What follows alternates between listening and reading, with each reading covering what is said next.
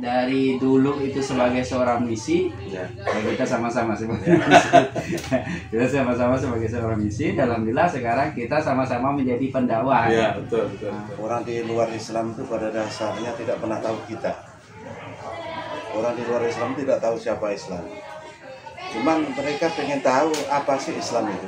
Wah, itu bukan dengan mesti ucapan, tidak mesti dengan dakwah macam saya dengan bahasa. Barangkali satu hal yang kita mampu apa? Akhlak.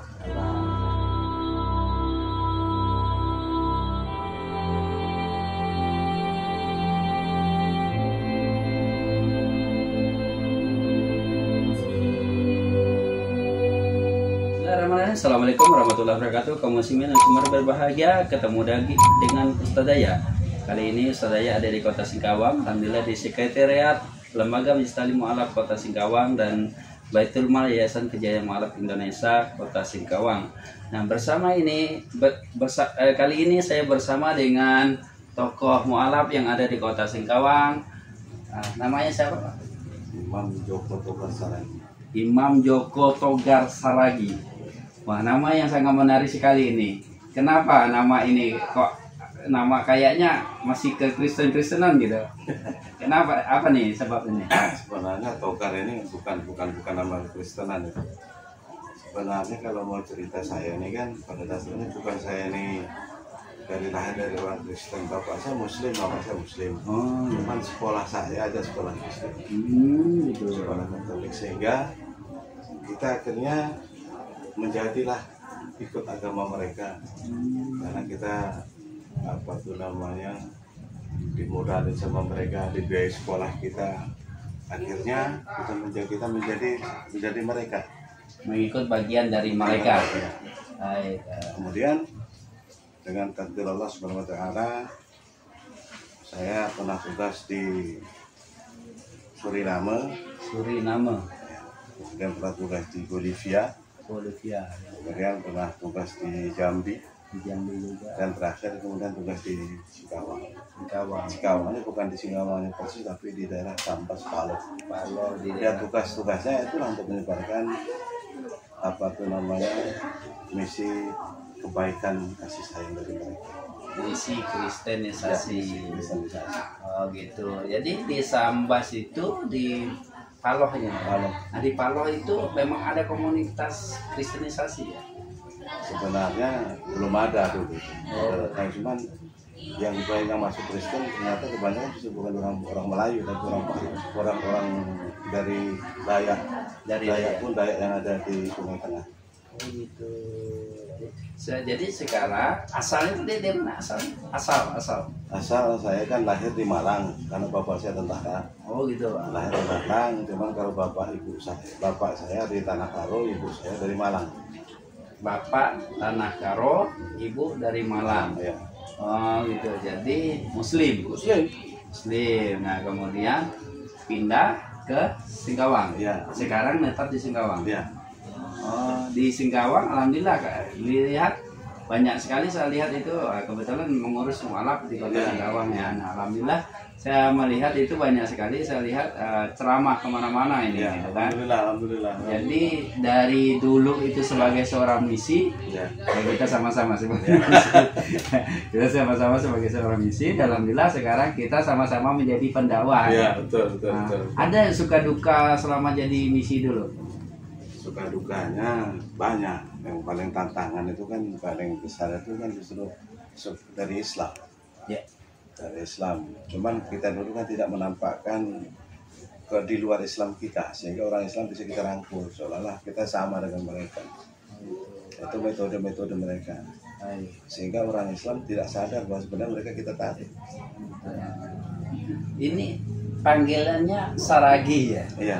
Panggilan Imam Saragi. Ya. Nah, Imam Saragi itu dulu itu saya juga pernah dengar katanya mempelajari kitab Injil itu tahu ya? Tahu. Persis tahu ya. Paham sekali dengan kitab dengan Injil itu ya. Jadi berarti betul-betul dulu memang ditugaskan untuk menjadi misi kristenisasi. Oh gitu. Terus pernah sekolah di mana? Pernah sekolah di Vatikan. Permisa. kaum muslimin muslimat berbahagia. Ternyata Imam Saragi ini pernah sekolah di Vatikan, ya. Dia betul-betul mempelajari agama Kristen karena memang sudah ditugaskan sebagai misi, dan alhamdulillah. Tapi sekarang kita akhirnya seiman, ya. Kita akhirnya sekarang ini sama-sama memeluk agama Islam. Dulu kita sama-sama juga. Kemudian sekarang kita sudah memeluk agama Islam, alhamdulillah. Dan saya melihat sepak terjangnya antum sekarang luar biasa, bahkan bisa mengurus mualaf di kota Singkawang, ya, bersama-sama ini, alhamdulillah. Nah, sekarang diamnya itu di daerah mana? Saya diam di daerah Setapuk Besar, di kota Singkawang. Setapuk Besar, kelurahan Setapuk Besar, ya, di kota Singkawang. Alhamdulillah kami sangat bersyukur sekali menemukan sahabat-sahabat seiman, seperjuangan yang dulunya memang kita sudah ditugaskan di lain tempat, tapi kali ini kita bersama-sama menuju keislaman, keimanan, dan ketauhidan dari Allah Subhanahu wa Ta'ala. Ada yang mau disampaikan untuk kawan-kawan kita? Kuncinya satu saja, mari kita tingkatkan akidah kita. Orang di luar Islam itu pada dasarnya tidak pernah tahu kita. Orang di luar Islam tidak tahu siapa Islam. Cuman mereka pengen tahu apa sih Islam itu. Bagaimana sih ciri-ciri orang Islam. Kebaikan apa sama orang Islam. Kalau saya lihat di antara mereka itu tidak tahu Islam. Makanya muncullah bahasa-bahasa yang tidak menarik, seolah-olah Islam ini teroris, anarkis, jahat. Dan yang lebih parah lagi, seolah-olah Islam itu intoleran. Padahal Islam dari zaman dahulu, dari zaman Rasulullah, dari 1400 tahun itu sudah mengajarkan toleran. Nah, kita tunjukkan toleransi kita, bukan berarti kita ikuti agama cara mereka, tidak. Tapi kita buktikan tentang agama kita ini bagaimana sih, yang rahmatan di alam ini bagaimana sih. Tentu itu sebenarnya yang mau ditunggu mereka. Kalau kalian mengatakan seorang agama yang terbaik, tunjukkan kebaikan itu sebenarnya. Itu yang tunggu mereka. Makanya banyak masuk orang Islam sekarang ini, banyak orang-orang di luar Islam masuk karena lihat kebaikan kita. Salah satu contoh tentang kita Piala Dunia kemarin kan, Ustaz ya? Piala Dunia kemarin kok banyak orang masuk Islam? Kenapa? Ternyata mereka selama stereotip yang diterima oleh orang-orang luar kepada Islam itu kan jelek. Begitu mereka nengok di Qatar dengan ramah-tamahnya orang Qatar, dengan sopan santunnya, bahkan mereka menerima dengan sangat bergairah, dengan ditunjukkanlah akidah mereka dengan benar, akidah Islam yang benar. Sehingga banyak orang tertarik berbondong-bondong ramah, senyum. Iya, itu yang mereka sebenarnya tunggu, Ustaz. Bukan yang lain.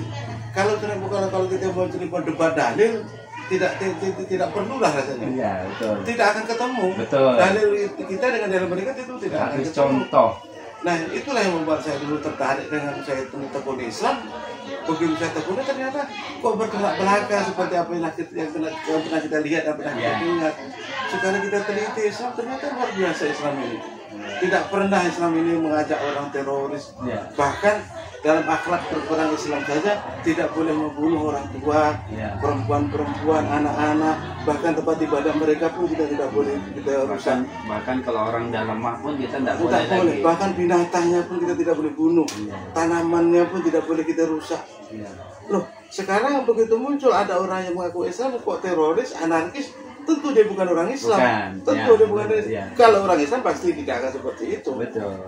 Itu yang ini harus kita tunjukkan. Maka kita sampaikan ke saudara-saudara kita, tunjukkan kebaikan Islam itu.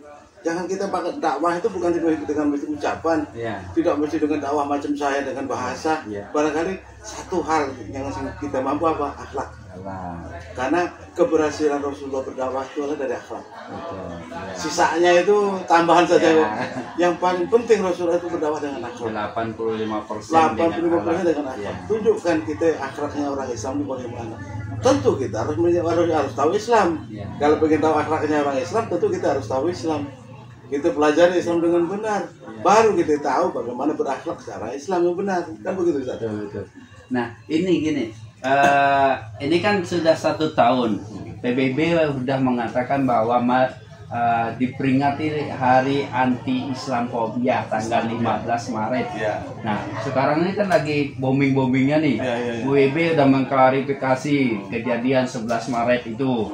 Yang apa pesawat gedung itu. Itu udah diklarifikasi, ternyata itu tidak benar, gitu kan. Kemudian sekarang PBB sudah mulai mendeklarasikan bahwa Hari Anti Islamfobia, gitu kan. Nah, menolak anti Islamfobia. Ya, jadi selama ini kan mungkin memang orang melihat Islam itu kasar, Islam itu keras, teroris, anarkis, semua.